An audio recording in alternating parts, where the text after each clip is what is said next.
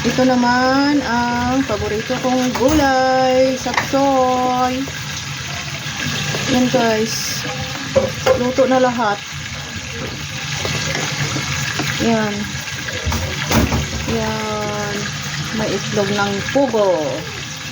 Mainit pa guys, oh. Mainit pa siya. Yan.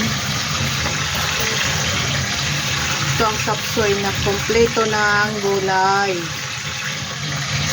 Sarap to guys. Yun, oh. Itlog ng pugo. Yan.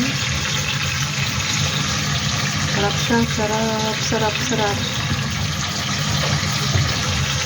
Tinanggal mo pala. Yung nakagawgaw na nakaganon.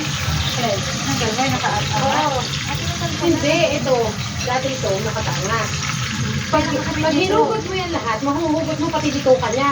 Hindi nila tinanggal. Ayan, So, diba, pag tinanggal mo guys. yung matatanggal mo lang, ito lang. Tapos dapat yung plastic nasa ilalim.